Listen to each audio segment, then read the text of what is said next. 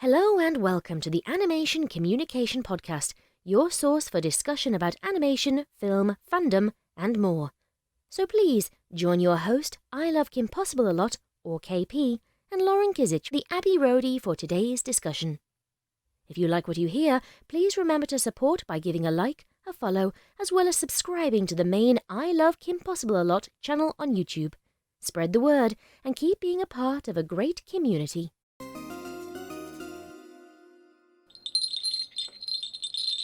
This episode contains some mild adult language. Hi everyone, it's beginning to look a lot like Christmas time might be over soon, so this is our last Christmas themed episode. How Christmas has been weird like everything else this year. Thanks, I hate it. Have you had a good Christmas so far, Lauren? So far, so good. I mean, as good as I can have it in the year 2020, where everything's on fire. I don't get to do it anywhere near as much as you're used to doing, probably around the holidays. Like, some people want to go out and do Christmas events, or they go to Christmas tree lightings and all that stuff, and, we can't even do any of that. So, it's kind of a letdown in some regards, but in other ones, we get to stay in and eat a lot more food. So you got that. Just like every other time of the year. Except it's comfort food. At least it has the best food. Yeah, it's more socially acceptable now, I guess. So the worst things that I get are I don't know if you get them, but the Pillsbury sugar cookies that are pre-made and you just put them in. Are you talking about like the ones that have like the little trees on them and stuff? Yeah.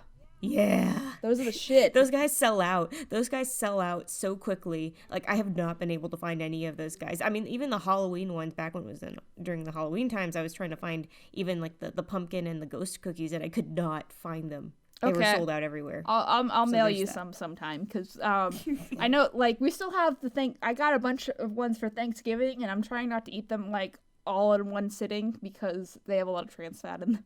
So, yeah, but and then for Halloween, I think I put this on Twitter like during Halloween, but they had ghosts and they had Scooby-Doo ones for Scoob. So yeah, I was trying to find Scoob ones too, and it was like freaking impossible to find them. So that's one of my favorite things, but it's not like now it's not only like a Christmas theme specifically, like Peeps is not only like an Easter specific thing now. It's just like whenever you feel like a peep, there's a Christmas peep and there's a summer peep. I don't know. Like, I was once gifted birthday cake Peeps. That sounds good. They're really good. They're like little confetti. They're like little confetti Peeps. They're really good. Yeah, Peeps are an acquired taste because they have a lot of sugar. So you either like the kind of like tarty kind of sugary flavor, or you think it's gross and like why would these stupid Americans, why do they eat all this sugar voluntarily? Anyway, so COVID has sucked. Like last year, Lauren and I went to Universal Studios for Christmas Eve, which was neat, and I was adopted. And generally SoCal has a lot of Christmassy things to do, even though it's still hot. I mean, it's kind of hot. Like, it's like you can wear a sweater. It's fine. Yeah, it's definitely sweater weather at this point right now. Like I've been able to wear some chunky sweaters and feel real good about it because I love chunky sweaters. It's just warm and fuzzy. It's a hug. Yeah, I have my onesies for those, so I was gonna buy a Rudolph onesie, but at this point I think by the time I get it, it's gonna be like right after Christmas, so I'm like, well, I'll get it like next year at the earlier start of Christmas, like when I can wear it consistently like for a long period of time, but I already have two onesies, so I'm good. Anyway, and COVID's pretty bad in LA, right? It's like my dad keeps on saying it's like the highest like death rate in the country right now. Well, or I should say maybe not the highest death rate, but I think it's like maybe one of the, well, I can't even say it's got the highest amount of people getting it. I mean, yes, or the hospitals are in, the emergency units are all like, crazy busy, but I mean, in terms of like having the highest amount of cases. I think there are still other places that have it hotter because like they're considered the hot zones compared to LA. Because at the very least, people in LA do try to, at least based off of what I've seen, they do try to abide by the rules because they want to be done with this. So everyone wants, but that's the thing is like in LA you need like to be around more people to get things done, versus New York you only have to go like, even though it's a higher population of people or a higher concentration of people, like you have to go less far to like get food and stuff, and like in New York everyone delivers, versus here it's just like you got to get a stick. I say here, but I'm not there. You know what I mean. Anyway, mentally I am here. It's like, you know, like it's, you know, we got the vaccine now, so, you know, hopefully things will be better soon. Yeah, and then based on it, as far as I know, I guess the Pfizer vaccine, you have to have 2 rounds of it before you can say, hey, I'm vaccinated, because I guess that's just what the formula is. That's to my understanding. But yeah, we'll see how this plays out as they're starting to administer it to people. I guess Sir Ian McKellen apparently got it. Yeah, he's old, so that makes sense. Yeah, so I'm like, I wasn't expecting him to be breaking the news with getting the vaccine, but I'm like, oh, so okay, so I guess now we know it's officially rolling out, right? So yeah, as young people, probably going to be the last on the list, but you know that's fine. You know, it's fine. Please, please get the vaccine when it's available. Like, don't listen to the anti-vaxxers, please. Like.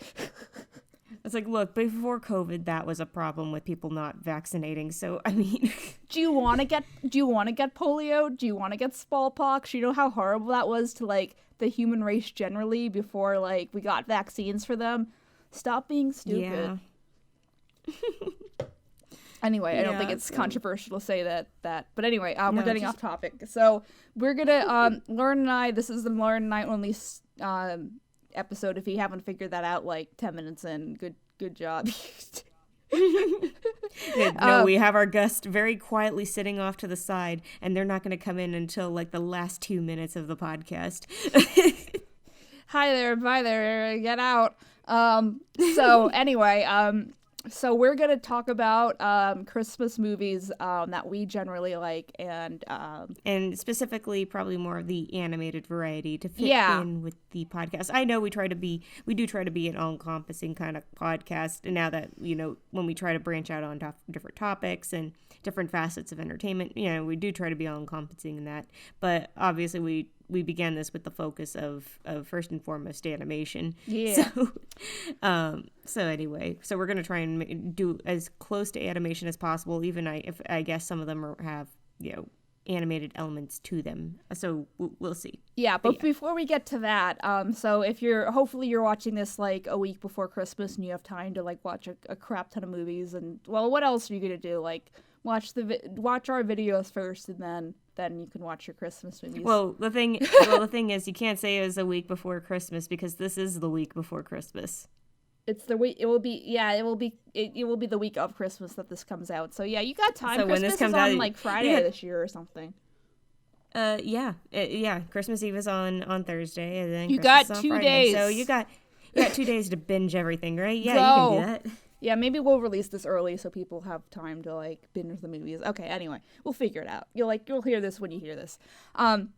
So before we go into the Christmas animated movies, so like, and then just to reiterate, if you were around for the Halloween animated specials, it's going to be like that, but for Christmas. But before we do that, there's something that exploded that we didn't have time to get to last time, which is the Disney company, the shareholders had, like, announcement. They laid a lot of eggs, and we're just gonna we're not gonna talk. Lauren sent me a list, which we'll link in the description of the YouTube video if you guys want like a complete like list that is organized by I guess it looks like it's organized by property, like all the Star Wars stuff is together. It's not necessarily in alphabetical order. Kind of, sorta, and some of it. Well, not so much alphabetical as it is chronological. Yeah. They're slated to release a lot of stuff in a very, very condensed amount of time. So yeah, we won't go into every single project, but we will say that there are 35 of them slated for the next couple years. Yes, the next couple years. I'm saying this Yes, is all how that, many things they got going. And I've been saying this ever since Disney Plus came out, like saying that it's gonna redefine like how specifically animation, but just generally how franchises are marketed. And by this list, I think I was right. Like, not to brag, but you know, it's a lot. So if you've been living at home, basically they announced some major, like, I don't know what's going to happen. We don't know if like movie theaters are going to recover after this, like generally. So everything is Disney Plus slash theaters now at this point. So like, so Rayla and the Last Dragon, which I think is the next big theatrical release from Disney, like original IP. Raya and the Last Dragon's going to be March of next year, and they're going to simultaneously release it in theaters and on Disney Plus. Yeah. And I think we talked about this a little bit with cell specs, but essentially there's one trailer and it doesn't really show a lot so far. It shows establishing the main character, and we got some Avatar vibes, but that's really it, right? So as far as I know, as of the shareholders announcement, there were a few images released, a few I guess you could say a few screenshots from the movie were posted. Not of everybody, but of some characters. And one in particular I was very excited about is that we finally get to have a movie still of Sisu, who is the dragon voiced by Awkwafina. And because up until this point, we've only seen one piece of concept art of her. And we weren't even sure if that was going to be the final design. But based off of her design, it's looking pretty final. There may be these tiny tweaks here and there that they may have done in post, kind of stuff or loose or gone back and adjusted. But it's also potentially because she looks a little more blue as opposed to where she was white, blue, and pink in her concept art. And also she kind of looks, she's got elements that make her look like a sea dragon, by the way. If you haven't seen the artwork yet, just go take a look at Sisu. She's great. But she looks almost bluish in this shot. And now people are theorizing either they changed her design a little bit or she changes color based on her mood, which is also a potential She's like feature a mood ring, but yeah, like she's a mood dragon. I can see the merch now where they have like little like mood rings that are like a dragon with a tail, and it like can change color. And I'm like, I know everybody's gonna. I don't know. Everybody pokes fun at things where they say something's purposely designed to sell merchandise, but I'm like, you know what? Freaking, I don't care. Sisu looks great, and if she is anything like the concept art we saw, I want a plushie. Not gonna lie. Yeah, I have too many plushies, and I made my dad not get rid of any of them when we were cleaning out the attic. So I have like 3 like cardboard boxes full of just like plushies. Anyway, do you have any preference to talk about any of the live action stuff, Lauren, before we get into like the animation stuff?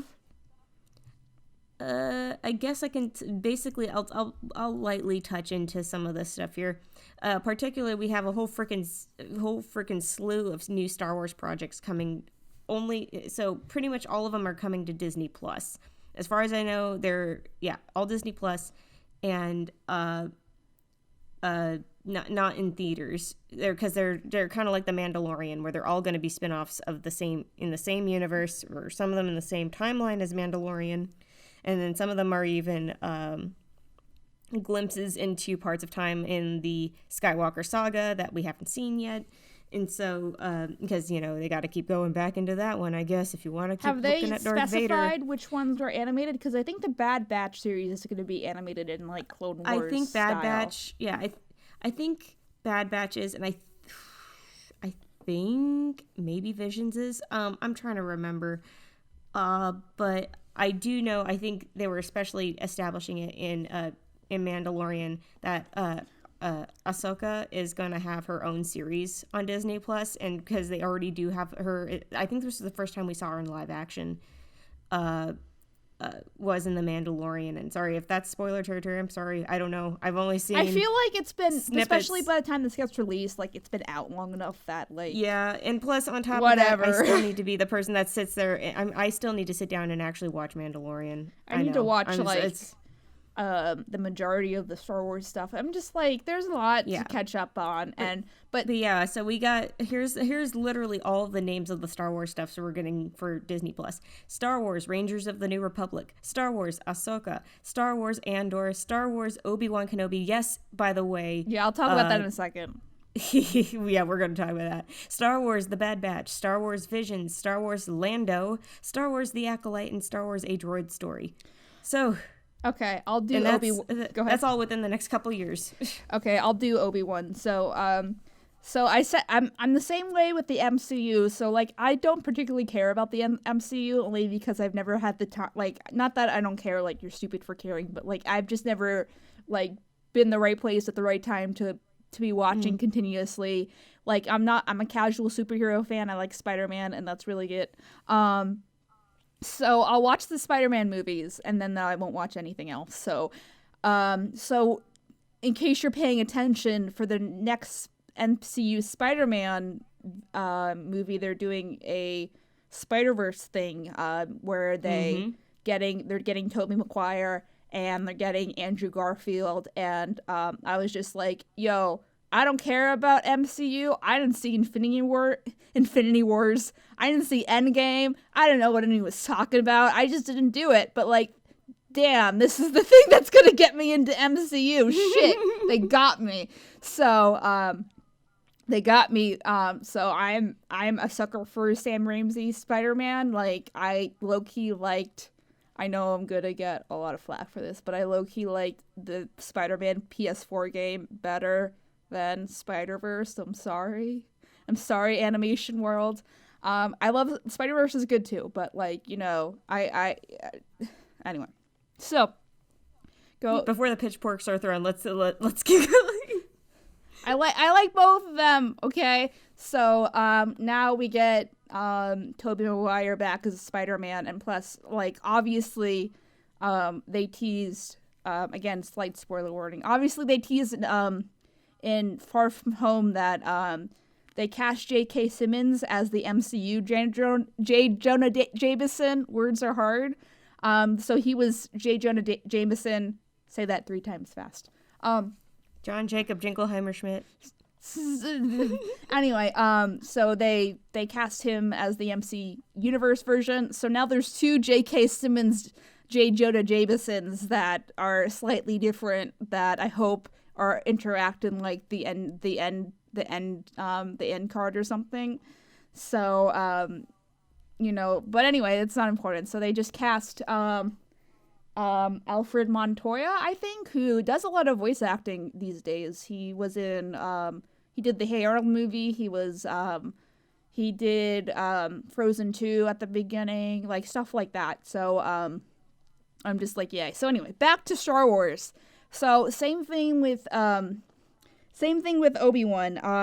I haven't watched any of the Clone Wars series. I haven't watched any of the other one, Rebels.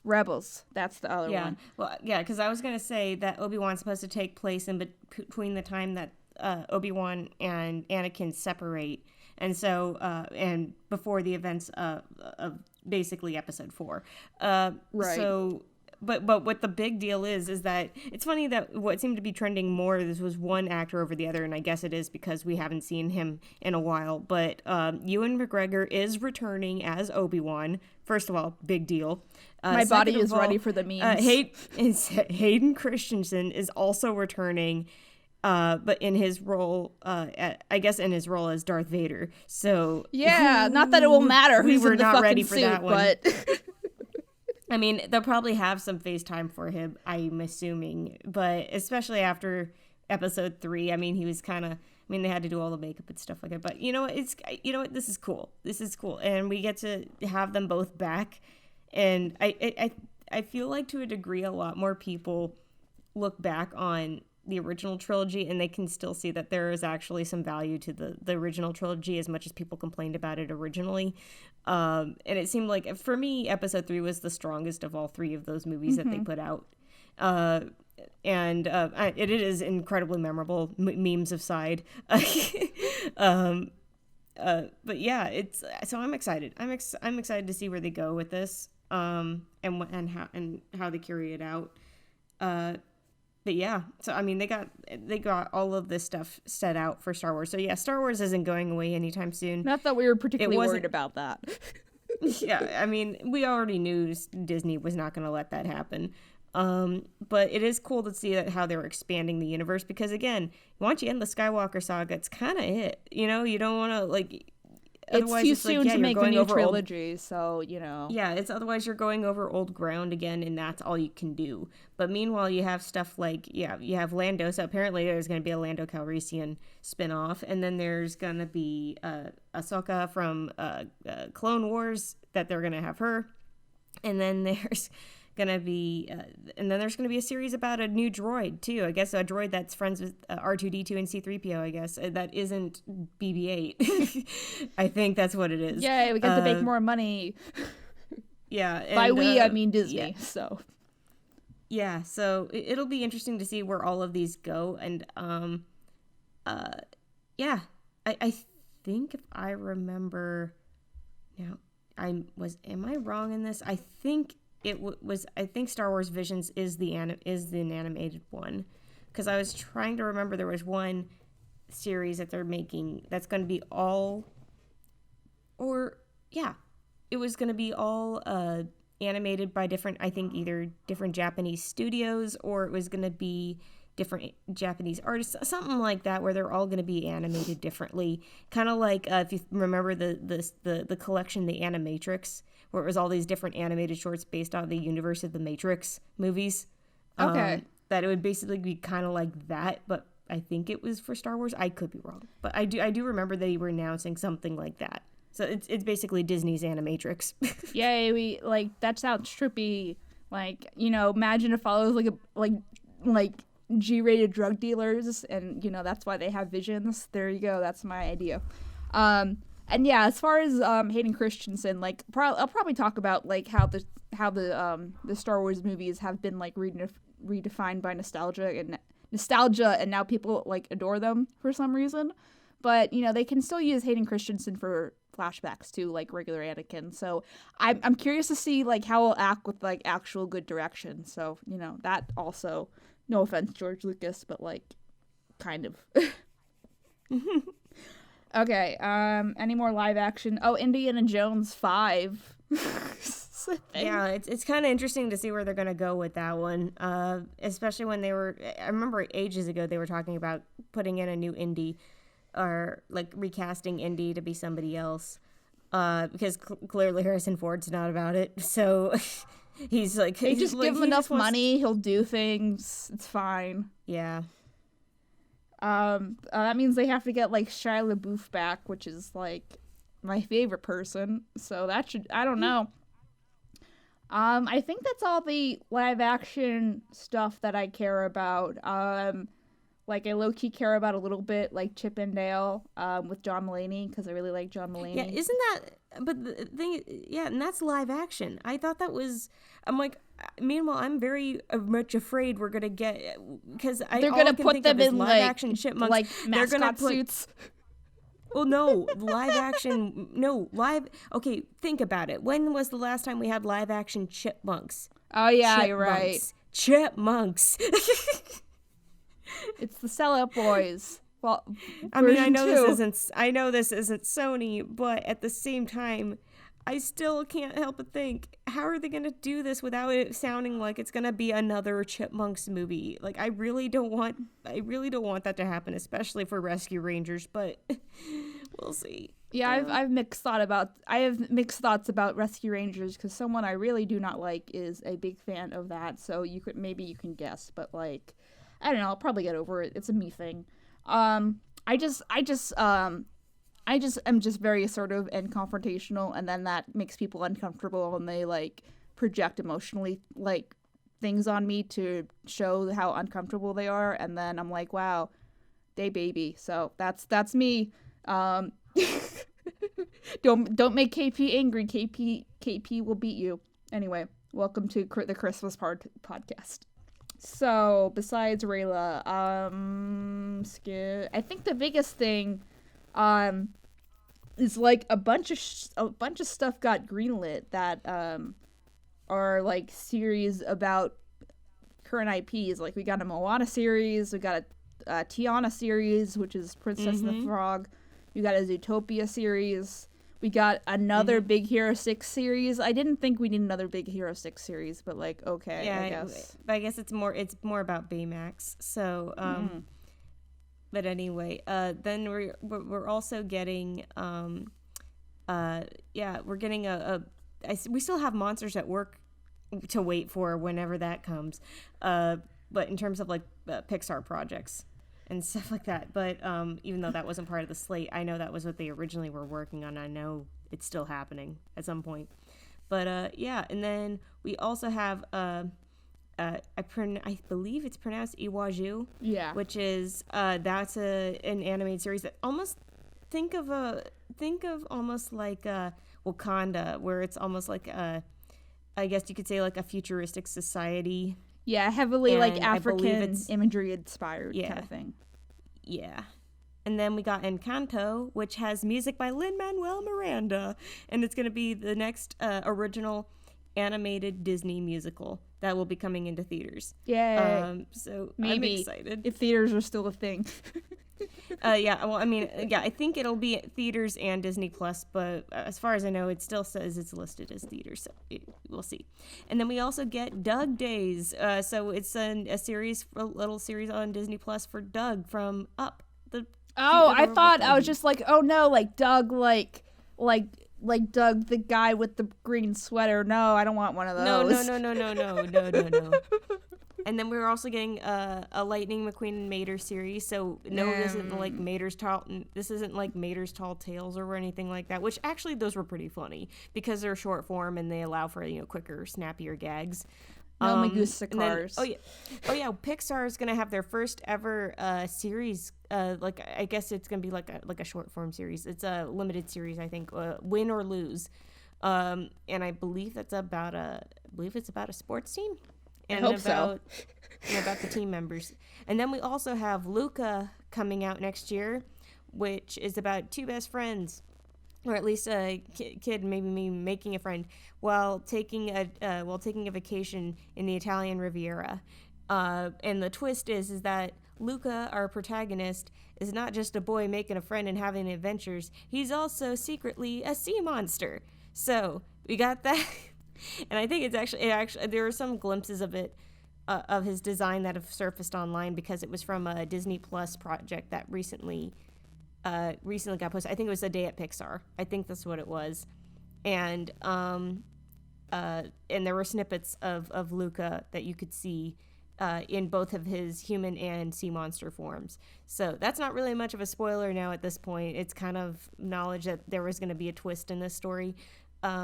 But yeah, the art style looks, or at least the character design looks very different from what we're used to with Pixar movies. But I'm all for it because I like to see them branch out with different designs and stuff like that. And if I remember, Luca I think the director is the same guy that directed La Luna, which was a short from back in 2011, one of Pixar's shorts. Neat. So, yeah. For all you sea monster fans out there. Do you want to talk about Lightyear? Yeah, I was going to say, and we also have a new Buzz Lightyear project coming out in theaters. So it's a Buzz Lightyear movie, but it's not about the toy Buzz Lightyear. It's about the real Buzz Lightyear that inspired the toys. So I guess you could say almost like a Buzz Lightyear Star Command, but it not being Star Command. Which is ironically not on Disney Plus. So we were wondering why, and this is probably why. Yeah, and Chris Evans is set to be the voice of the real Buzz Lightyear, which some people have been up in arms about.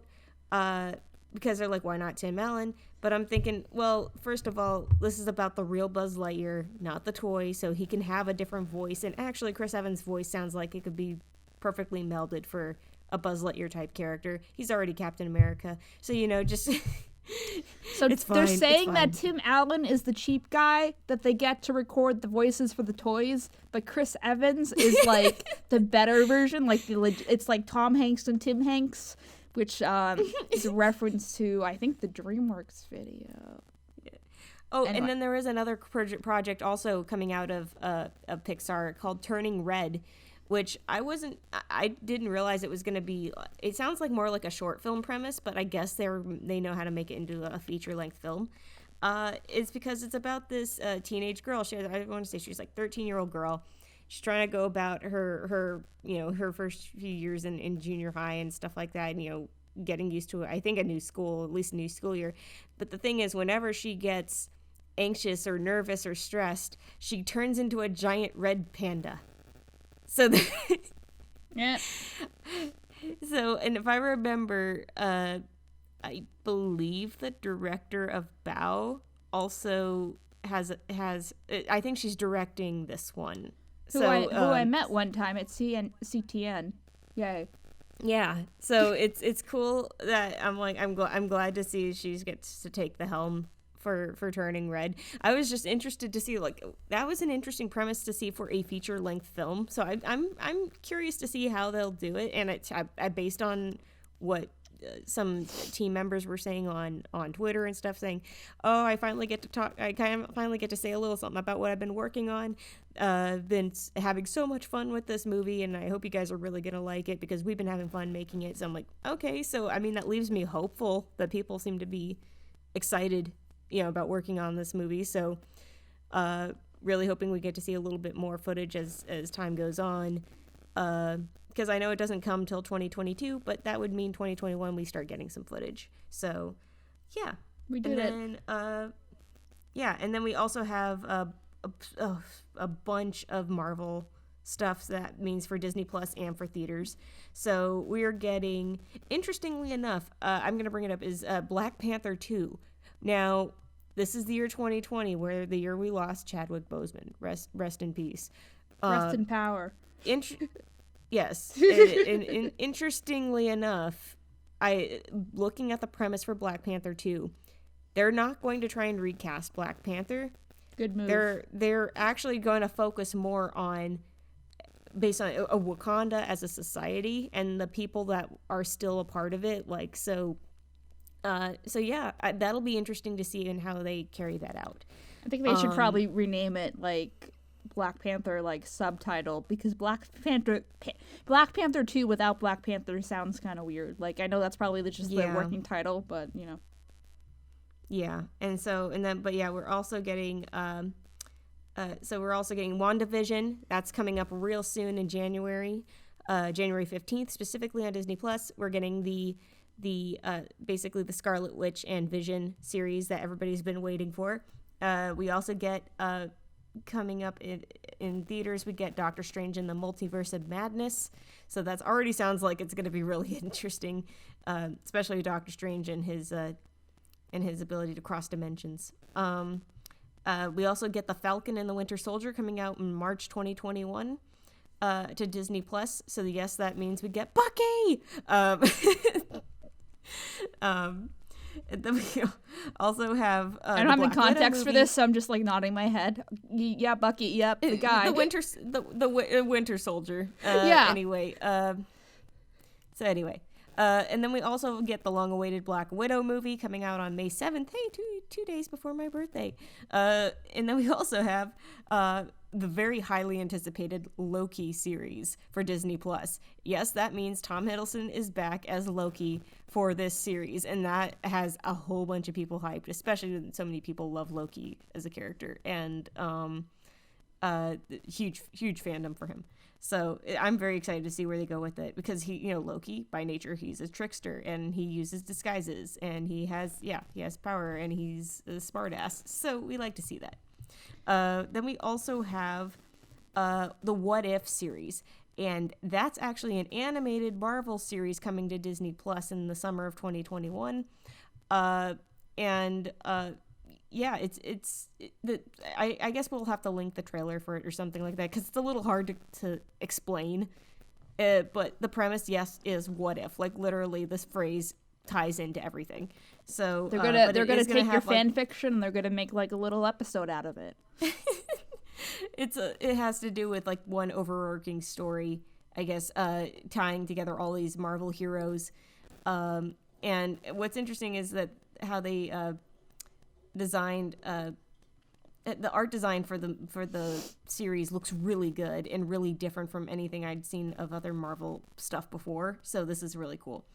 Then we get Shang-Chi and the Legend of the Ten Rings.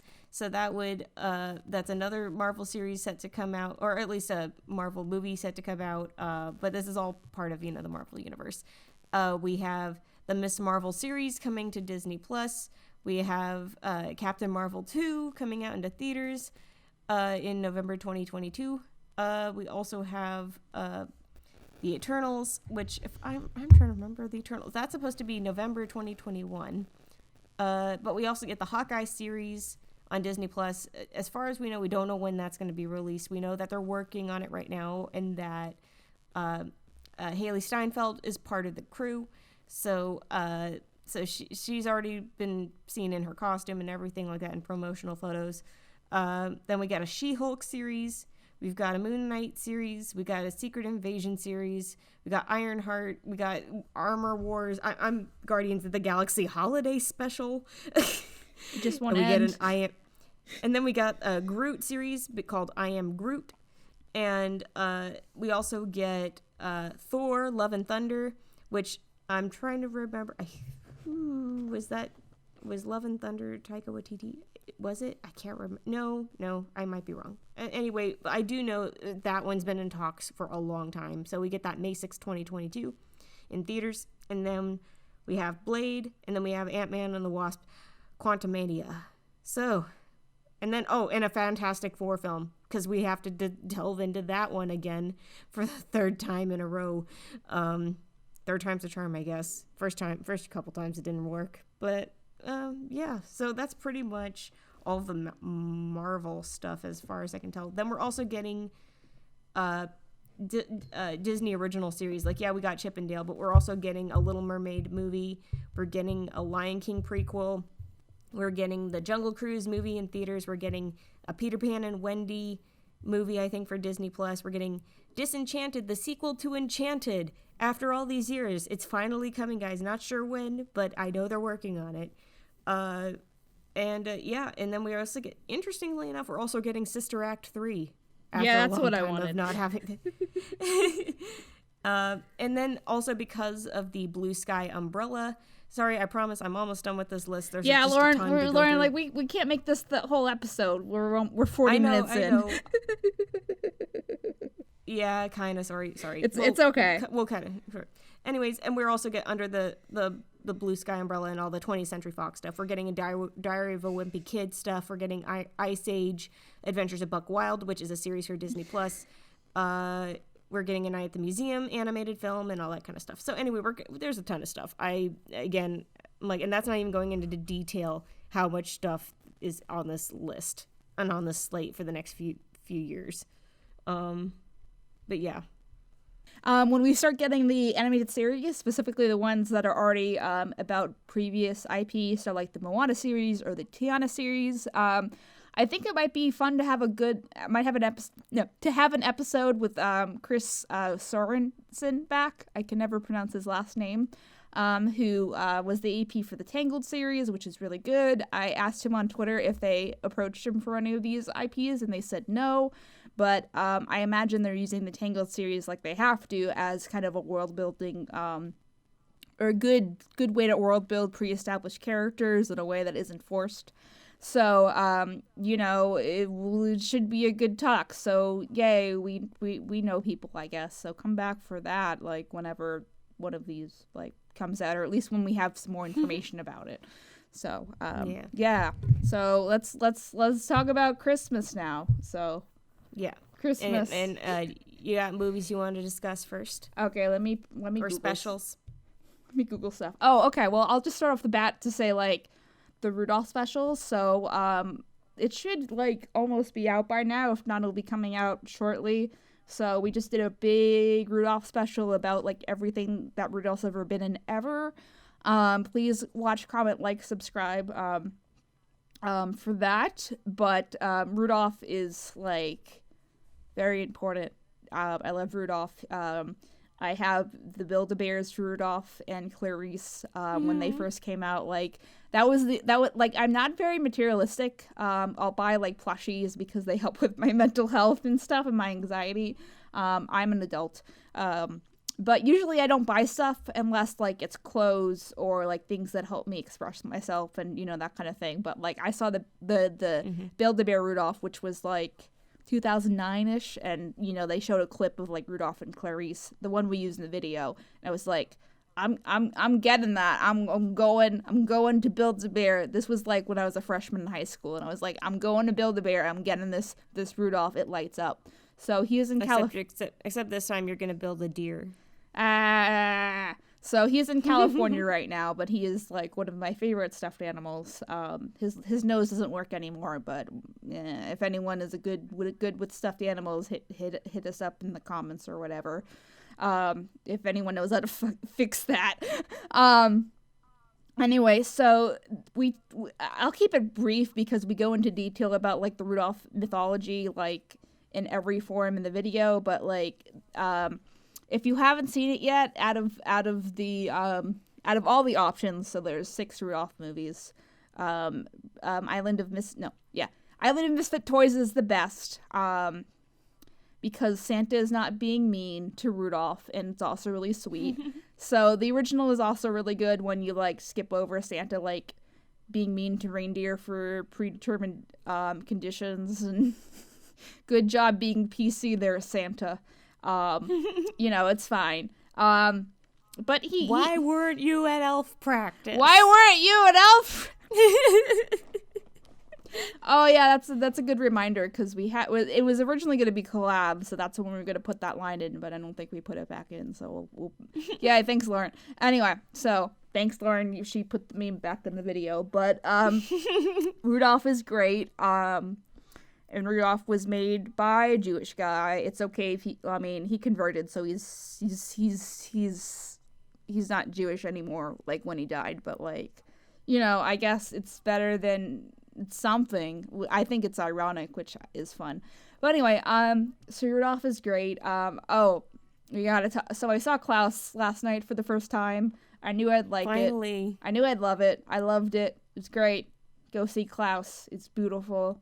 Is everything that I thought it would be. It's like, I don't have any criticism. It's perfect. Like I don't have any. So much anything. Work went into it. Like the freaking incredible team with SPA Studios, which is Sergio Pablos Animation, and Sergio Pablos, if you don't know, is he was an animator for Disney at one point, and he is an incredible talent. And so it would only make sense that when he made a studio in Spain, that he would hire all this incredible talent. And on top of that, it was a bunch of freelancers as well who were hired from all over the world to make this movie happen. And they implemented new lighting techniques and technology to basically make 2D animation look 3D, even with some elements done in 3D in there. It's the characters that are actually 2D, and the shading and the lighting was a whole new system they had to develop just for it to hit a character as if it was a 3D object. So it's insane.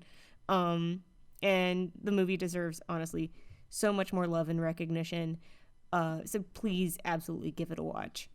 Is it not? It got nominated for an Oscar, I thought. Like, is it? Yes, it did. Is it not doing well? Well, no, I feel like it's just like only because it's a holiday movie. I feel like it's only at a certain time of the year people talk about it. And when honestly, I mean, I know it is a Christmas movie, but when you think about how much work went into it, and for over years and years and years and years and years of making it, it's just so gorgeous, and it feels like a very different Christmas movie. Like it feels like it's a traditional Christmas movie, and yet it feels new. in the story it has. So it's, I don't know, it just it's just great. I have no complaints about it. Please go check it out. It is on Netflix, so please go check it out there. And yeah. Any other ones you want to mention off the top of your head? So I'm here to slaps down essay. I'm here to talk about Annabelle's Wish. I don't know. Have you heard of Annabelle's Wish? No, all I know is like Annabelle is the creepy doll from the horror movies. I know it's probably something different. No relation. But, you know. I promise you no relation at all. So, Annabelle's Wish. Interestingly enough, there's quite a little bit of history to this. So I guess you could say Annabelle's Wish was actually a film that was, so it's, I want to say it's like a 50-minute film. So it was almost like a TV movie kind of thing, except it was made for home release. So, it was made in partnership with the Make-A-Wish Foundation. Oh. And so that proceeds from the movie sales, from the VHS sales and stuff at the time, because this came out in 1997, basically from movie sales, it would go back to the Make-A-Wish Foundation. So it would go back to charity, which is freaking fantastic, and the Make-A-Wish Foundation's awesome. So, but yeah, the movie it basically, I don't want to spoil anything, because honestly, it's the one movie I go back to every single year. I've gone back to it for 23 years now and watched it. It's my own personal tradition to watch it. And it makes me cry every time. And I mean, it's and as the movie will put it, it's happy tears. I promise you. It gets you right there. It's about a little cow born on Christmas Eve and going into Christmas Day, and her name is Annabelle, and she is a little calf who dreams of being a part of Santa's team as a reindeer, like working with the reindeer. Meanwhile, she is born on a farm. I assume this is out in like Tennessee or something like that, but because it's narrated by Randy Travis, and has songs by at least a couple songs by Randy Travis. She's born on this farm where there's this little boy who's like the grandson, because it's a grandfather and a grandson that live on this farm, and the grandson is a mute, and basically Annabelle becomes like his best buddy, and and kind of like helps him stand up for himself and stuff like that. But it's even more than that. So it's a very touching story, and the animation's really nice and cute, and the characters are just adorable, and it's great, and I don't want to spoil any more than that. I'm gonna ruin your sentimentalness. Does he fall in love with the cow? What? No, Jesus, no. For God's sakes, it's like a little 8-year-old boy, and it's almost like a boy and his dog, except it's a boy and his calf. Okay. I just wanted to be funny, but keep on going. There is no freaking bestiality in this house. Out with you. But I love Beauty and the Beast.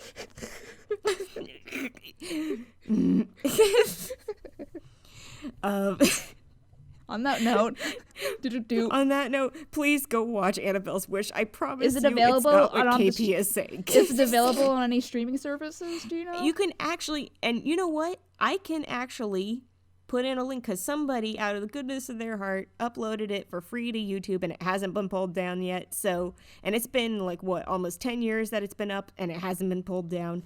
Pretty good. I think pretty good chance if I link it link it here on the at least on the YouTube version of our podcast, people can go watch it. It's like 50 minutes, guys. It's really not that much time, and you're gonna love it. Okay, it's gonna be a good time. I promise. Okay. Yeah. And also it is, yes, got some sentimental stuff to it. Obviously, if you have the kid who cannot speak and he makes friends with the cow, who basically acts as almost like an embodiment of his voice, I guess you could say, like being the because the kid's very shy. Okay, so it's like Wilbur the pig from Charlotte's Web, kind of. Yeah, in a way, yeah. Okay. But yeah, it's yeah, I don't want to give it too much away. It's really good. I highly recommend it. I mean, I wouldn't recommend something after having watched it, I wouldn't say like, oh, I've watched this for 23 years and hated it. We are critics, professional critics. We know. Go watch Beauty and the Beast Christmas special or whatever it's called. Enchanted Christmas. I'm kidding. I mean, if you want to, it's not the most horrible one, but No, I mean, let's be honest. There are far worse Christmas specials that have ever been made. Yeah. Far worse Christmas movies too. In terms of like continuity with the Beauty and the Beast story, yeah, you're gonna have to take it with a grain of salt. But if you like Tim Curry being a villain, you like Tim Curry doesn't really act anymore. You like Tim Curry, definitely watch it then. Otherwise, and the animation's not bad either. Yeah, so, animation's not bad. Like for straight to home video release, not bad, honestly. So, let's just say we've seen worse when it came out of like Belle's Magical World. Belle's Magical World was way worse. Yeah. We all know it. So, but yeah, so yeah, there is Enchanted Christmas if you wanted to watch that and are okay with kind of just throwing continuity out the window from Beauty and the Beast, and character development out the window. So, it's fine. This is fine. Okay, what other movies do you have? I haven't seen I like Polar Express.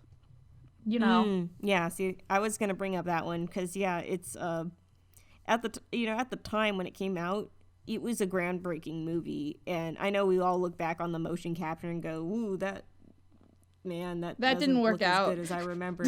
But for the time that it came out, I mean, you got to give it credit. It was being a product of its time in that respect. It's not bad. I mean, you had to think this was groundbreaking for the time it came out, which was like 2004, and honestly, like the colors on it and the renderings on it, I mean, it seemed like it does. If you have read the book Polar Express,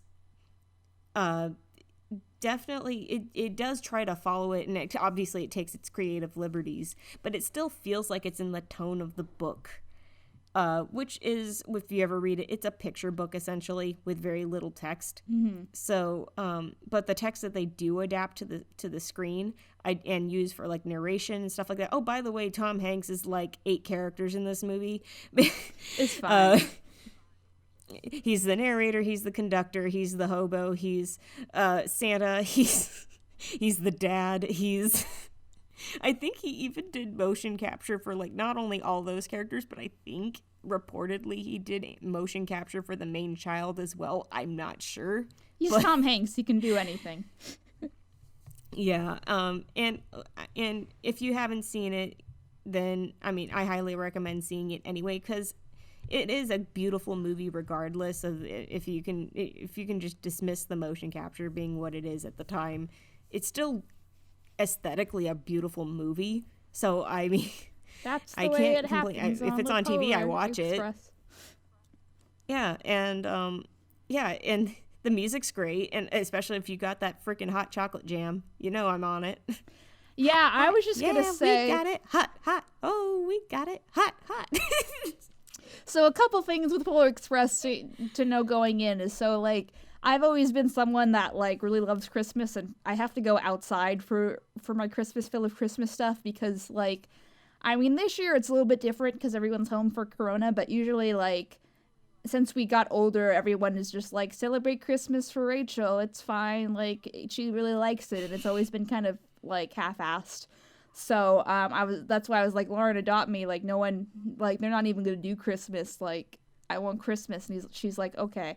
So you know, like I really dig Polar Express for like, you know, having a lot of just like the whole like goodwill towards men vibes. But also on another note, it's kind of really messed up that Tom Hanks is like, you need to believe in Santa until you're 55. You know, this won't turn out really badly. You know, it's fine. So it has a kind of weird connotation, and there's probably some analysis somewhere about like, should we tell children lies about. So spoiler alert, Santa isn't real. I hope you know that, but you know. The thing is like, the thing is that the book is pretty much that, because it ends on the same note that the movie does. Mm-hmm. So I can't exactly say that it's like, you know, it's Tom Hanks's fault. No, it's not. It's not Tom Hanks's fault. It just like, was that the best thing to keep in the movie? I guess, you know. It's a children's book that's meant to be read to children, so I guess just children are dumb anyway. It's fine. Well, you know, not like, that's what I mean. Like, you know, should we should we dumb things down for children, and are they gonna just get more depressed when they learn Santa isn't real, like, you know, that kind of thing. So that's a whole different discussion. I turned out fine. I mean, but did we? Look at all my stuffed animals. I'm an adult. Well, you know, anyway, enjoy Polar Express, please. Just forget about the realism aspect. It's a train that goes to the North Pole where you go and meet Santa. And that's not even spoiler territory. I think you figure from the name Polar Express, this is where it's going to take you, to the North Pole. No, you go to Santa. Antarctica so you can see penguins, and then you come back. It's just a Disney nature documentary film. Told from the perspective Surprise. of a child. Narrated by Tom Hanks. I guess, what would some other animated projects be for Christmas that aren't Rankin Bass? I mean, you did cover Rudolph, but you technically didn't say Rankin Bass in general. Oh yeah, well, now I know everything about, well, not everything, but I know a lot. Heat Miser and Snow Miser are still the boss, like, you know, so that's a year without a Santa Claus. I wish they get more recognition, and apparently there was a live action movie that we don't talk about, but like, that song is still catchy as shit, like, you know, and then And the interesting thing is that, I was going to say, the interesting thing is Freeform, which, you know, was formerly ABC Family, they're always known for every year, they're always known for their 25 Days of Christmas, right? So their schedule this year listed a bunch of these different repeat movies. Like, it's very limited schedule compared to other years where it's just repeating a few movies versus a variety. And the one thing that seemed to piss off more people than anything else was the fact that they didn't have A Year Without a Santa Claus on the schedule this year.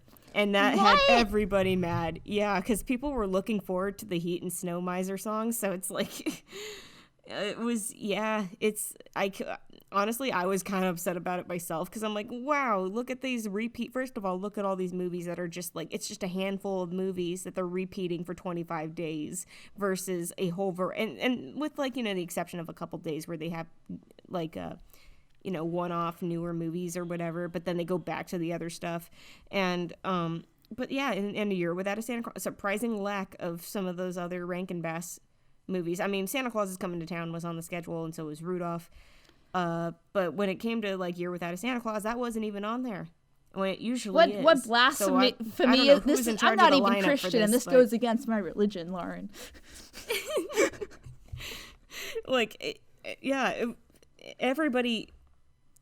Yeah, I know that the Heat Miser and Snow Miser song, like, that in particular has been the part that I want to say it's been memed out, but it's also been TikToked in a whole bunch. Well, but it is a catchy as heck song, and yeah, well, I think that, again, to bring it back around to, like, the Rankin Bass movies in general, or at least the Rankin Bass specials. Oh, can I say a thing real quick on that note? I was just gonna say people were doing a lot of Heat Miser and Snow Miser jokes about the presidential election, so that was also fun, which I miss. So like I don't think that's politically, like, Trump sucks, whatever. But, like, you know, Trump is, like, spray painted, like, that weird fucking orange color, and then Joe Biden's just, like, chill, and he's got white hair, so, like, you know, and he's taller, where Trump is, like, a little bit chubbier. I mean, so again, not too political, but, you know, that was yeah. Was my favorite. It's like, but like the rest of this year, I'd like to leave that behind me. Joe Biden, let me give you a hug. Anyway, but in terms of in general Rankin Bass specials, like, if you have Santa Claus is Coming to Town, you have your Rudolph, you got Frosty, which is, you know, sometimes they went into, like, the 2D animated route, and that would be, like, for Frosty. Then you have The Year Without a Santa Claus, and then you have I guess you could say, there's so many Rankin Bass specials. Lauren, I have a question. So what do you now that Klaus is, like, the bomb, what do you think will be? So usually it's Year Without a Santa Claus that is, like, the Santa Claus origin story that most people hear, unless there's, like, a different version and they're, like, Christmas specials or something like that. So do you think? Are you saying? Did you say The Year Without a Santa Claus is a Santa origin story? No, I mean, not that one. Santa Claus is Coming to Town. Santa Claus is Coming to Town, yeah. So, do you think, like, which one do you think will be remembered better? Do you think, like, Klaus will give Santa Claus is Coming to Town a year with a run for its money? Honestly, all I can say is time will tell. Yeah. Because Rankin Bass their specials have been around for at least 50 years by this point, minimum 50 years for so many of them. So that they become synonymous with Christmas as a tradition to watch. Kind of like how which I'll get to is the Charlie Brown, the Peanut special, Charlie Brown Christmas. Which I know that's technically special, but we're counting as a movie, so shush. Is that especially with like all the Rankin Bass stuff? I think like with Klaus, I think it'll eventually get that footing as like a staple. As a staple Christmas movie, but it's still in its infancy. It only came out last year, so I think we still gotta give it a little bit of time for it to become a staple, a Christmas staple movie. Otherwise, I think it's because, especially when those Rankin Bass specials came out, at the time they were new and they did use songs that already pretty much existed, but which helped them, cement them as popular. But at the same time, they were also the first time we'd seen them incarnated, these songs, the songs incarnated as animated specials. And then for them to be animated the way they were in the stop motion in a very stylized way, it they were new and they were unique to the time period. So, I mean, again, I think Klaus may become that, but just down the line, when people kind of look back on it with the nostalgia glasses kind of thing, as we do with all these other older Christmas specials and movies. So,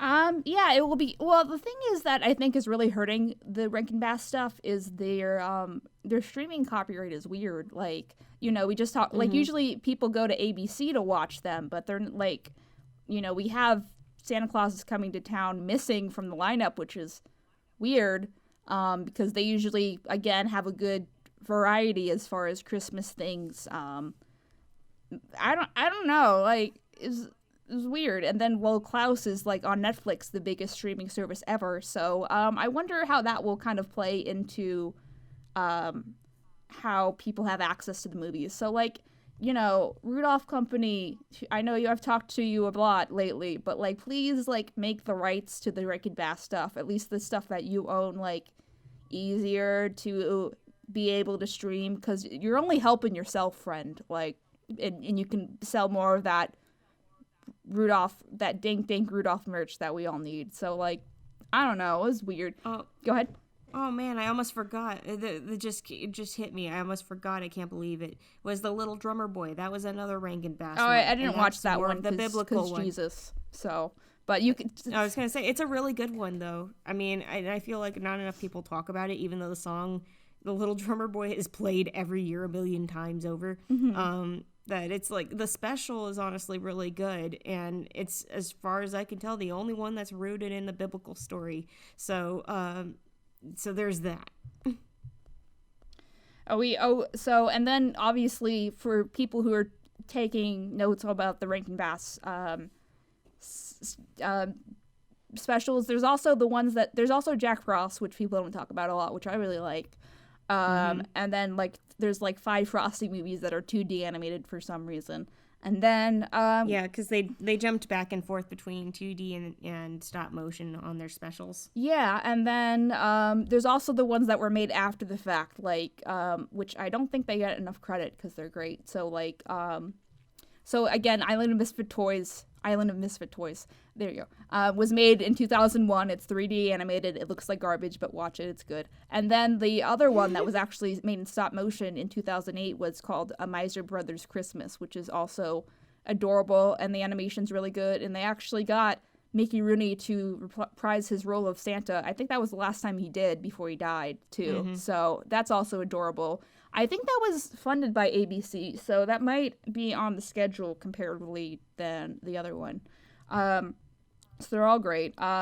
So a couple more before So the Snowman. Do you like the Snowman, Lauren? Even though it's depressing. Oh, you mean like the animated short? Yeah. The one that's like, it looks like the pencil drawings kind of one? Yeah. Shoot, I haven't watched that in years. It's good. I know what you're talking about, but I haven't like not watched that in years. So yeah, that was a staple because we had it on DVD, which is it's beautiful, it's sad. I also mentioned the Snowman in the Rudolph special, but if you feel like something that's kind of like also has the bittersweetness of like childhood and nothing lasts forever stuff, then you can watch the Snowman, and that's where the song Walking in the Air, which is like beautiful, comes from. So it's like apparently in British culture, it might have changed obviously with streaming, but like that was the Christmas movie to watch, which is the Snowman. So they didn't have a big range of Christmas classics like we do, but they had the Snowman. And then there was a sequel to the Snowman called The Snow Dog, which is equally like heartbreaking and sad. I would argue it's probably more. Oh God. It's probably more a little bit. It has. I think anything with a dog, if you say it's going to be sad, it's going to be automatically. I mean, the sad part is near the beginning, and then the ending is kind of nice. So if you can get past sad beginning, then and it's in the same. I'd say watercolor kind of style too. So good job. So I like how companies are kind of revisiting these properties in a way that's kind of respectful of the original tone. Like I'd say Snow Dog, I'd say Miser Brothers, I'd say Mystic Toys are all really good and they add to the original versus just people like.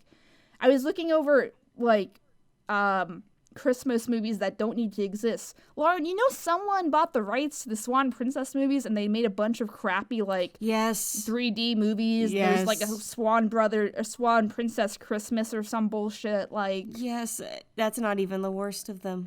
I don't know. Are they all really that bad? Yeah, they get worse. I can feel the pain in your voice. So because having been a fan of the original Swan Princess movies. Yes, it's very painful. Yeah, I wish Disney would buy Swan Princess. That could be something they add to their lineup. Like Anastasia is kind of harder. Like I want to do an Anastasia video eventually, but Swan Princess is would be pretty seamless to add to the lineup. But anyway, did you like the 2D sequels? Yeah, I actually did. Yeah. I mean, there were certain, like, I still think the first one is, like, the best one out of all of them, in terms of memorability. But I did like the otother sequels. Yes, I did. Okay. In terms of the 2D stuff. So if you're wondering where some, like, weird characters are coming from when you watch, like, those AMVs or what the fuck ever, where they keyframe out specific characters for stuff. One of them is Swan Princess as well as Cool World. As far as the last... Which is not a Christmas movie and not a kids movie, by the way. Go watch Cool World. It's the best Christmas movie. No, it's actually pretty bad. But the animation's pretty. Anyway, so Lauren, we forgot the best Christmas movie that's ever existed. Grandma Got Run Over by a Reindeer. Grandpa's gonna sue the pants off of Santa. Fucking, I hate this fucking movie. Like, I guess if we're gonna recommend something that's so bad it's kind of good, is Grandma Got Run Over by a Reindeer. I can't deny that. It's just so bizarre, and that they made this a special. But I guess if you have something as funky a song as Grandma Got Run Over by a Reindeer, there's bound to be some funky story you want to put with it. But oh man, it's a musical too. A musical movie that has like. They like try to fit in songs where you're not thinking they're gonna fit in songs, but they do anyway. There's a court case revolving around Santa being accused of basically hit and run and has to be taken to court. I hate this movie. Or is basically potentially accused of murdering the grandma, even though the grandma's being held hostage. I hate this movie so much. It was always on Cartoon Network, and I watched it like a couple times because I hated myself. Yeah, see, I used to watch it on Channel 5. It would actually play on, like, what is now the CW. It would play on KTLA. It was, so it would play on the WB, basically. But, yeah, it was, like, one of those things where I'm like, you know what? It's goofy. It's absolutely bonkers. It's ridiculous. But you know what? It's, like, I think it's kind of like where I consider it, it has the right amount of awkward in it, too, where you're just kind of like, I don't know. I've seen far worse Christmas specials, but to me, where something's so bad, it's kind of enjoyable. It's like, to me, Grandma Got Run Over by a Reindeer is the Room of holiday specials because of just how awkward it is and how it's like, it apparently just like, it does try to be something different, but it's so bizarre. And, yeah, I'm like, I can't even be full. We say we don't like it, but at the same time, I can't even be mad at it because it's just so strange. And I'm like, I give it guts for existing. I can be. Like, I'm mad at the people who thought this was a good idea. Like, why? So can't you spend your money, like, somewhere? Can't you, like, save a hospital or something? Like, you gotta go finance Grandma Got Run Over by a fucking Reindeer. Like, I hate you. Yeah. Anyway. I hate you random investor dudes. I guess if you also want to root this back to what online reviewers have touched on in the past, and I mean, you've probably already heard of them if you're already listening to us and know about people on the internet. You've probably heard about the Christmas Tree and Rhapsody Street Kids Believe in Santa. These two notoriously horrible Christmas specials that were like extremely low budget and just have like, one has like a mix of like kind of halfway decent animation. The other one is just, no, this is like not even somebody in their introduction to 3D animation class could do anything this bad. So so I mean, there's those two, and there's plenty of reviews on those movies already. And actually, I think you can actually watch The Christmas Tree online in its entirety for free on YouTube. Like, I'm sure somebody uploaded the whole thing, and it's there. And it's just, it's bad. It's real bad. Especially the voice acting is just really awful. We come from the mayors. Existence is pain. What's your favorite Christmas Carol version, Lauren? Ooh, that's... Okay, I know this is probably going to sound like the mainstream answer, but Muppets I really Christmas Carol. Actually, I was going to say the one with Scrooge McDuck. Oh, okay. I was just Christmas like, that's Carol, the majority but... I've been hearing is Muppets Christmas Carol. So yeah, no, I mean that one's good and charming and really cute too. But the one I for sure have watched more than any other version, on a repeat basis has been Mickey's Christmas Carol. Yeah. So yeah, I mean that one's just like, yeah, it gets the right amount of it's sweet and heartfelt, but it also has good points of where it does push on the drama of especially towards the end. And yeah, and it does it in a short time frame. So I mean, I give it a whole lot of credit. Yeah.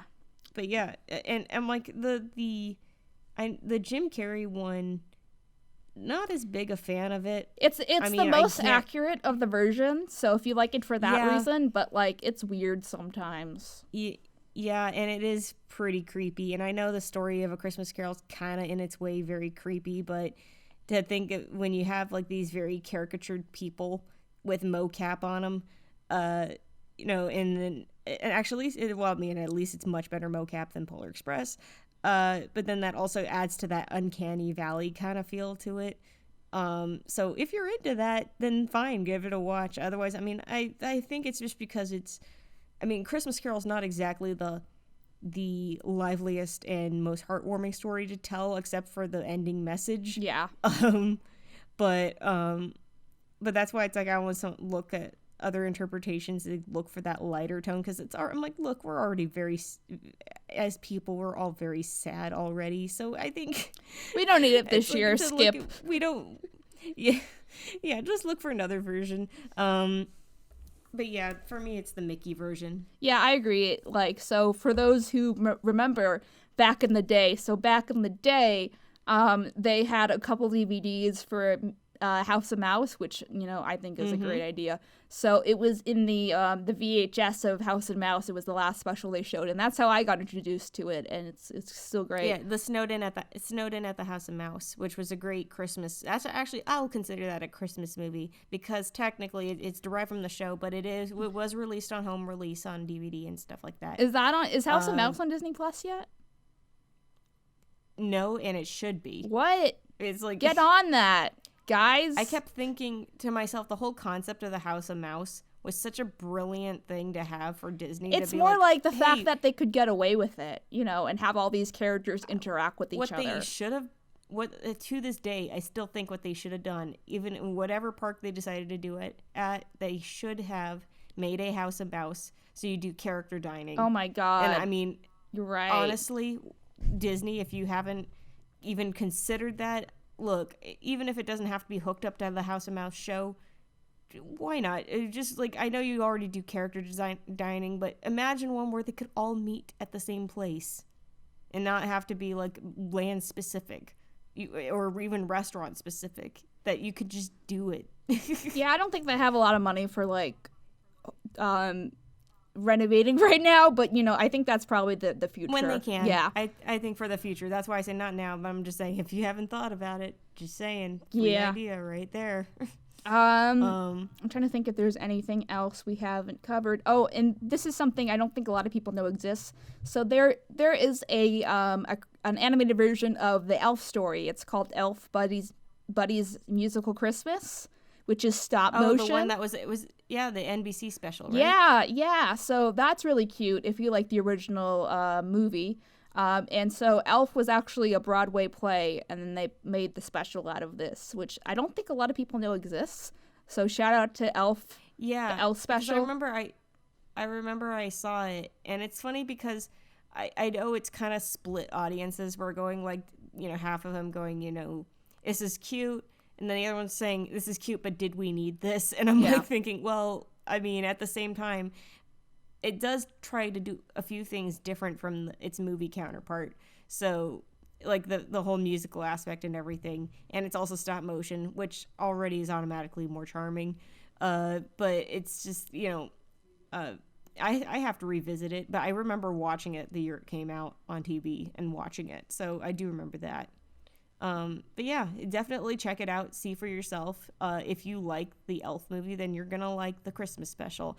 It's just not gonna be Will Ferrell as Buddy. So that was a mistake to not cast him. But I imagine it was a budget. I think that was reason. another thing. Yeah. That's another audience splitting thing that they did, was when they changed it from Will Ferrell. That probably was another contributing factor. But yeah, no, definitely check it out. And also, maybe it goes without saying, I don't have to really dive into it, is Charlie Brown Christmas. Yeah. I don't think I have to go too far into it, because if you haven't seen it by this point, then I don't know what you're doing with your life. And plus on top of that, Apple TV is going to be playing it for free. And then I think on 25 Days of Christmas, they'll be playing it there too. And then and I think CBS will still be able to play it this year on TV as well. So, I mean, there's going to be ways to watch it. So definitely check your local listings, check your streaming services, check anything like that you can watch. Apple TV will have it playing for free for the holiday season. If I remember, maybe there's like a certain set of days that they have it up. Because, definitely check it out. Very easy to watch. Very heartwarming, very like non-controversial. It's just it's the Peanuts, which honestly you can't go wrong with them. Yeah. Something I haven't seen that people like swear by is Arthur Christmas. Yeah, I was actually going to bring that one up too. I haven't gone and revisited that one a lot, but I do acknowledge it is a great movie. I was actually thinking of watching it the other day. So, because I'm like, hey, you know what? I need to go back to that. We need to, like, next year, like, if COVID is over, we need to have, like, Christmas things where you, like, every couple of days we watch Christmas movies or something and have cocoa, and it will be fun. Yeah. And Arthur Christmas, made by Aardman, by the way, the studio that brought you Wallace and Gromit, they also brought you Arthur Christmas. So, which is all computer animated though. But it's actually become a lot of people's favorite holiday movie. So, definitely go check it out. I don't want to go into any spoiler territory on that either. Plus, there's a lot to explain to it. So just definitely go give it a watch. Check it out. I'm trying to think of others. That's a thing. There's so many Christmas movies and Christmas specials, and let alone animated ones. We're just trying to weed out some of the ones that we say go watch it because it's really good, or go watch it because it's kitschy. Yeah. I'm trying to think. You got any on your list that I missed? Maybe. No, I pulled up a list of like every Christmas movie logged, and it's just like things like a Flintstones Christmas Carol, which I don't think we need to bring up, but I brought it up anyway. Like we just talked about the Illumination Grinch last episode, so I think we got all of them. I guess Rise of the Guardians, does that count? Yes, that does count. Actually, yes. I'll actually for now, I think at least for my final point, I will close out on that one, because that one honestly deserves a sequel because of the universe that they built up for it, and how much work they went into designing everything and making sure that it was like you have a whole heavy set of lore to go with this universe. So, Rise of the Guardians is about the icons of the holidays. So you have, or at least holidays, and maybe even just like events. Like you have basically icons of childhood. You have the Sandman, you have the Tooth Fairy, you have the Easter Bunny, you have Santa, and you have Jack Frost. And basically there are all these incredible warriors that fight against the boogeyman, played by Jude Law, by the way, and who is bringing nightmares to children and trying to get them to stop believing in these icons that bring so much joy to children. It's basically making them live in fear so that they don't believe in magic anymore.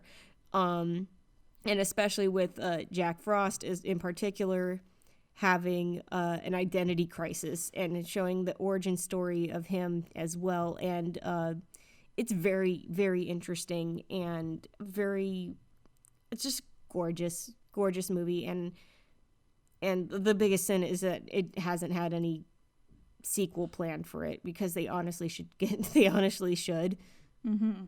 It also has Hugh Jackman as the Easter Bunny, because the Easter Bunny's an Australian, huge, like freaking like 7-foot Australian rabbit, and he's awesome. I mean, again, I think that might be something that changes with HBO Max, right? That's the NBC one. So, if it gets Peacock's the NBC one. I always get confused. Anyway, so HBO is the Warner Brothers. Okay, because like they're usually like paired together. Anyway, so Peacock, if people are watching it a lot on Christmas time, then they're like, maybe we should do a special with these guys, and I'm just like, yeah, maybe that's a good idea, guys.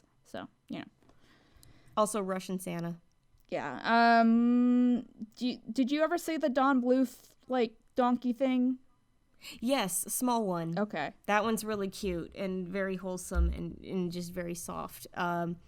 It's peak Don Bluth-isms in terms of like the animation, just very soft and round, and especially coming off the heels of at least around that time, coming off the heels of when he worked on like Jungle Book and that kind of stuff, that you can tell that when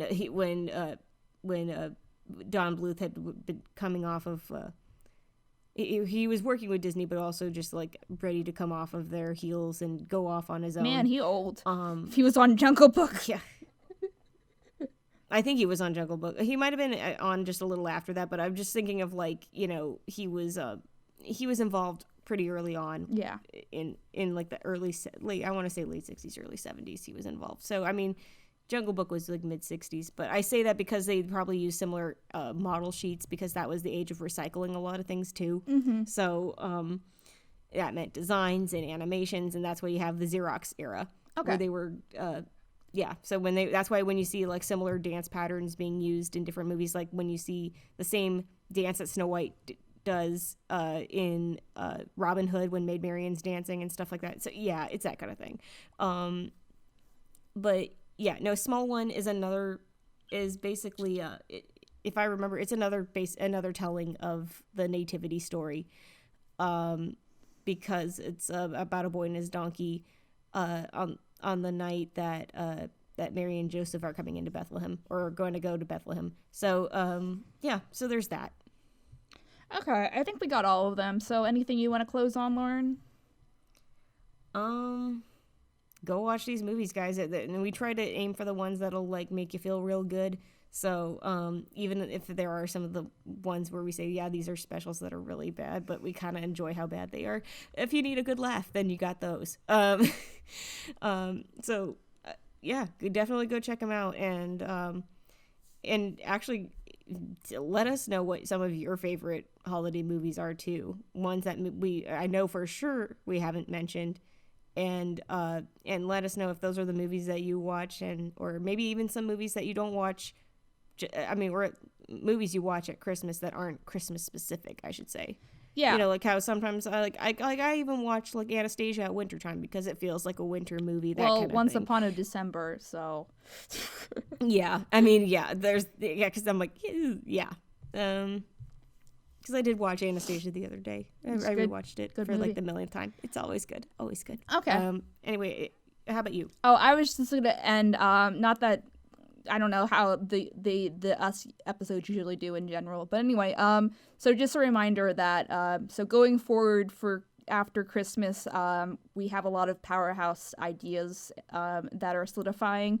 I don't think this is a spoiler because I put it on Twitter, but we're organizing a Treasure Planet reanimated collab with just the song sequence, not the whole movie, please. Oh God.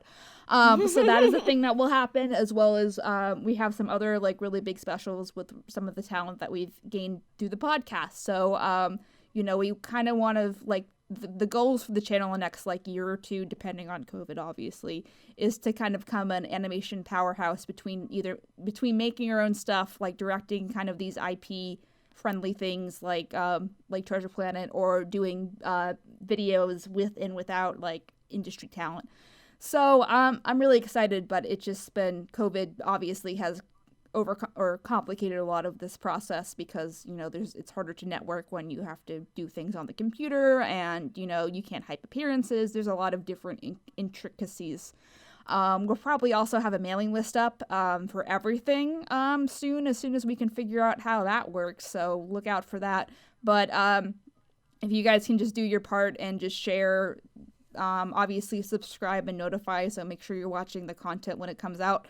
At least on the main channel, the podcast is just kind of there for people who want it, because not everyone is into podcasts. That's not their thing, especially when they're not really traveling anywhere because of COVID. So, that's why we upload, ideally we upload the SoundCloud version so early in the mornings on Wednesdays, is so if you're going into work, then you can watch it. You can listen to it on your way to work or whatever. But again, COVID, you're not really going in, you're probably sleeping then. So, watching the videos when they come out, I'm pretty good at this point, at least putting promos on the main channel saying hey, we're going to drop a video this week. Please pay attention. As well as we do the sketch raffles that if you comment on the video, we'll pick a comment and be hey, you get free art, yay. So that, but yeah, just keep on recommending the channel to your friends. Again, the subscribers help because again, it's helping people watch the videos when they come out. So as well as it's a political thing in the industry, it's a way to prove success. So if that makes sense. So it's not, I don't I think that's it. I think it's kind of a given. Yeah. I don't know. It's not please subscribe to me because ego, but please subscribe because then, some people are what the fuck is an I Love Kim Possible up? They're oh, there's an audience for that. Okay, well maybe I judge this book too fast. So that's usually the process of what happens anyway. So yeah, share the videos in your Discord server, whatever, tell your friends, especially as we're coming more PC themed, I guess, but more universal, I guess is the word, not PC. So again, we'll still do pony stuff if there's something relevant. I'm sure Pony Life Discord or whatever the fuck will probably come back before that ends. And if the movie is worth talking about and that gets done. I don't know. There's a horse movie. Then I guess I'll talk about it. But you know, I'm really like, we're all working really hard to try to make sure that we're kind of appealing to more people, and a lot of people forget that we exist still, even though they kind of like, after they pony out, they just stop watching pony people, unless it's like they hyper focus on some other people, which is also happening. So it's weird. It's this weird like I guess is that what you would say happened, Lauren? Like people are like supercharged into to other people that are still making content. Yeah, I mean, again, it depends. Depends on the person, depends on the content they produce, and depends on their format, and yeah. So I don't know. Anyway, but yeah, no, definitely like, comment, subscribe, get your notifications turned on for this stuff, because yeah, we're all working really hard. The team's working really hard to bring you new content as often as we can possibly get it. We'd all need the maps, or not maps. We all need the naps. So if you're interested in the Treasure Planet Reanimated collab, we'll probably have more information about that after the holidays. Please note, though, that you'll have to turn in some sample of animation. I'm not just going to let you join the group because you say you can animate. I promise. So if you need time to get like a little reel together of just like some basic stuff, making sure you know, like if you're being stylistic, like making sure you know that you're doing it on purpose and not just like whatever. So anyway, we'll make a post about it, a general post about it. So. Like if you're into that, and then we got some other stuff, like, and then obviously like conventions aren't a big thing, but if you're watching other YouTubers, like we're also collabing a lot with other people lately to help with synergy as well as meeting friends, because friends are nice. So if there's like another YouTuber that are like, I really like you, but it'd be cool if you did stuff with KP, and they're just like, who's KP? And then you're like, let me tell you about the KP. So whatever. But yeah, and then fan server is good. Not that it's particularly like needed if you're into Discord, but you also get notifications about stuff there too, if that is that helpful. Plus, like, it's kind of dead. We don't have a lot of people talking in there that often. So, if you like people and you hate yourself, you can join the Discord server. It's like, or if you're just a generally nice person, come join the server, which I'm hoping that's all of you listening right now. All of you guys. If you're not in the server, I mean, you don't have to be, but I interact in there sometimes. So if you want to have direct, and it's a way I feel comfortable in, because a lot of times, like, again, I just posted on Twitter, someone sent me an email telling me that they were single and I should talk to them. Don't do that. People, please. This is not a dating YouTube site. is not a dating site. YouTube is not a making friends site. You don't know email YouTubers is not, because you watch their videos. Yeah, just because you watch somebody's content doesn't give you a free pass into asking somebody out. Please don't do that. We are not about that. Please just don't. You can't see me, but I'm face palming. Especially too, like, most YouTubers have been burned by people that like want to be friends, but they like want to be used with them. And then, so that goes from people hitting on them to, like, people, like, making a big deal if they don't respond to something that they said, which has happened to me, too. But, like, me specifically is just very traumatized by, like, not being able to trust other people and having to kind of reclaim that. So, again, server is a way that I can interact with people that I feel comfortable with. But please don't, please don't send me your fan fiction. I will just get scared and hide. So...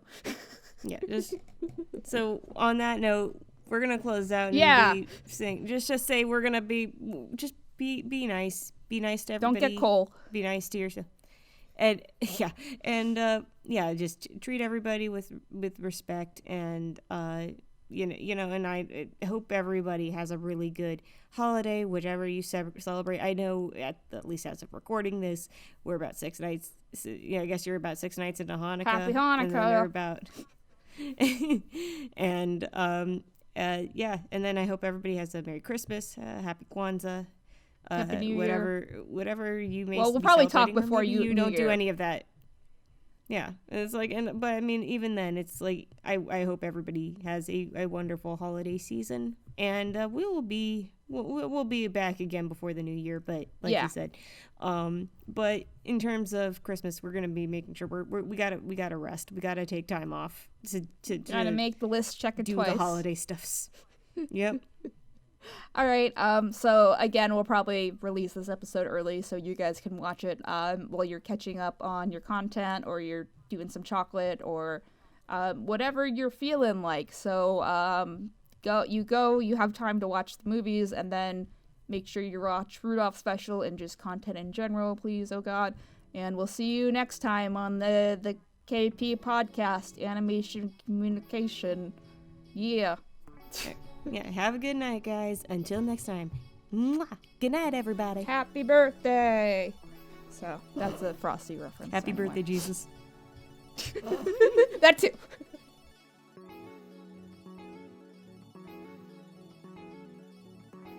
Thank you so much for listening to Animation Kimmunication on YouTube, Spotify, or your favorite podcast provider. We are really hoping this show makes a difference in how people view animation and media, as well as giving and providing advice for people all over the world who like or want to join the animation or media industry. If you liked what you heard, please remember to subscribe and rate those 5 stars, as well as tell your friends. Don't forget to subscribe to our main YouTube channel, I Love Kim Possible a Lot, and turn those notifications on. My name is Scribbler, and you have been listening to Animation Kimmunication.